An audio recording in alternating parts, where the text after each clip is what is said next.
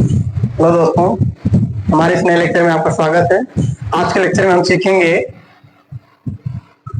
बिंदु आवेश के कारण वैद्युत क्षेत्र की तीव्रता कितनी होती है, और इसी के साथ हम जानेंगे अगर एक से अधिक आवेश हैं, यानी किसी निकाय में ढेर सारे आवेश हैं, तो उस ढेर सारे आवेश के कारण जो है वैद्युत क्षेत्र की तीव्रता कितनी होगी। ठीक है, चलिए सबसे पहले देरी ना करते हुए हम इस टॉपिक को कंप्लीट करते हैं।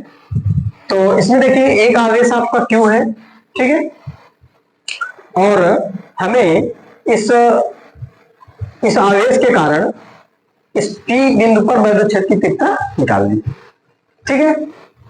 अब हम एक परीक्षण आवेश लेते हैं, और परीक्षण आवेश इसलिए लेते हैं ये पता करने के लिए वैद्युत क्षेत्र कहां तक है। तो परीक्षण आवेश यहां तक लिए, मान लीजिए ये आवेश से दूरी क्या थी इसकी, R3, P बिंदु पर एक परीक्षण आवेश लिया गया, ठीक है।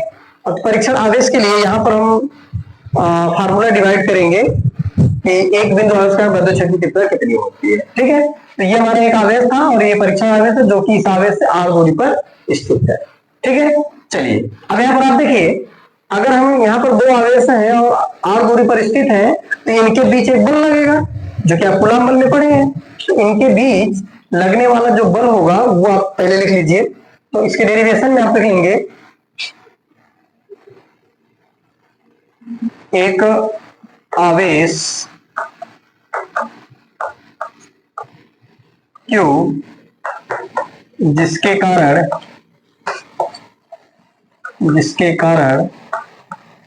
वैद्युत क्षेत्र की अभी इसके पार्ट में हम करेंगे। एक आवेश Q जिसके कारण वैद्युत क्षेत्र की तीव्रता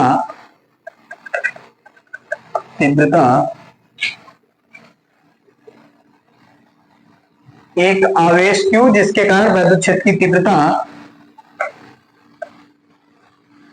P बिंदु पर ज्ञात करनी है, जिस पर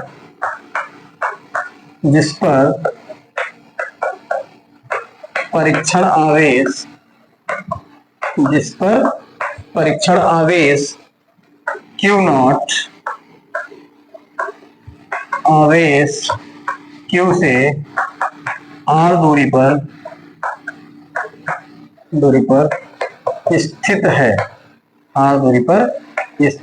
है, ये सारी चीजें जो हमने फिगर में बनाया है उसी को लिख रहे हैं। देखिए एक आवेश Q है ये, जिसके कारण वैद्युत क्षेत्र की तीव्रता P बिंदु पर ज्ञात करनी है, यहाँ पर जिस पर परीक्षण आवेश Q नॉट है, आवेश Q से क्या है, R दूरी पर स्थित है, ठीक है। तो इन आवेशों के बीच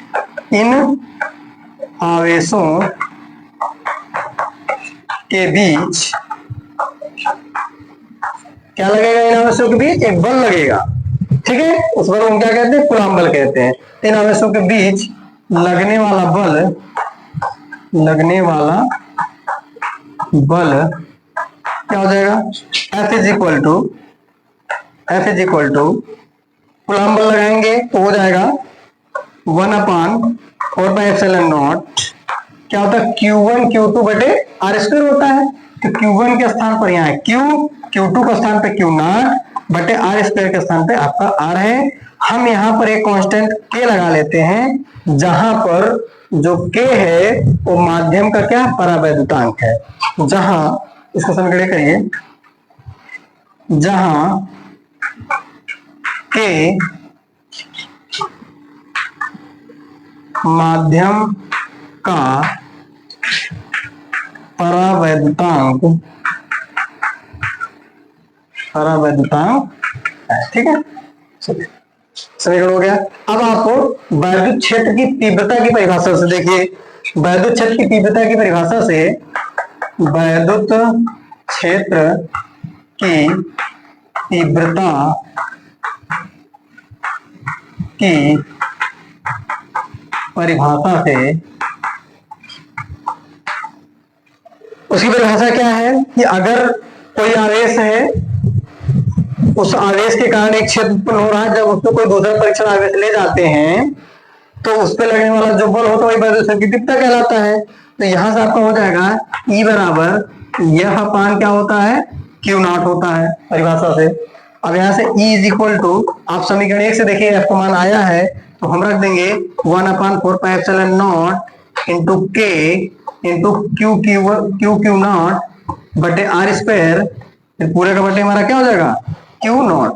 क्यू नॉट से क्यू नॉट क्या हो जाएगा, कैंसिल हो जाएगा। ये F का मान आया कहां से, यहाँ पे आप लिख सकते हैं समीकरण 1 से, ठीक है, समीकरण 1 से।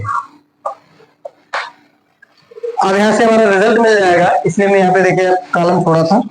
अब E बराबर आप लिखेंगे, E बराबर 1/4πε0 क्या बच रहा है, Q/r square, Q/r square.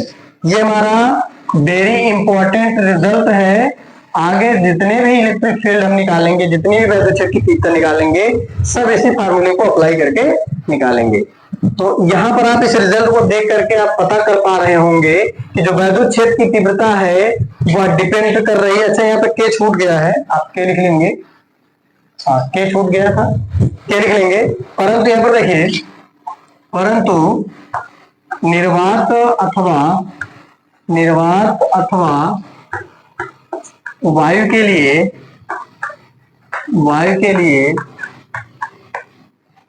K is equal to होता है 1, तो आपका E बराबर हो जाएगा 1/4πε0, K का मान 1 हो जाएगा तो ये हो जाएगा Q/r स्क्वायर, ठीक है। ये फाइनल रिजल्ट हमारा हो जाएगा।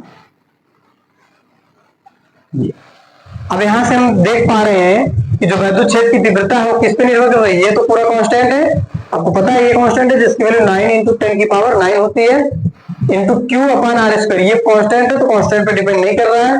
आप ये है Q, तो E जो है डायरेक्टली प्रोपोर्शनल है Q के, यानी अगर आवेश की मात्रा बढ़ा दिया जाए तो वैद्युत क्षेत्र की तीव्रता बढ़ जाएगी। ये तो वैसे ही हो गया भाई, जैसे अलाव में अंगीठी में लकड़ी बढ़ा दो तो आंच बढ़ जाएगी, गर्मी बढ़ जाएगी, वैसे ये भी हो गया, आवेश बढ़ा दीजिए तो वैद्युत क्षेत्र की तीव्रता बढ़ जाएगी। और देखिए किस पे डिपेंड कर रहा है, ये दूरी के वर्ग के व्युत्क्रमानुपाती होता है, यानी दूरी अगर बढ़ाएंगे तो वैद्युत क्षेत्र की तीव्रता बहुत तेजी से घटेगी। स्क्वायर का मतलब बहुत तेजी से घटेगी।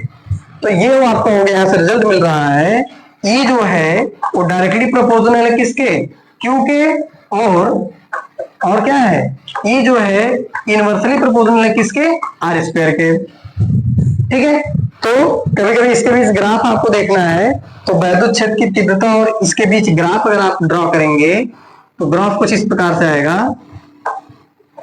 ये आपका x अक्ष है, ये आपका y अक्ष है, ठीक है।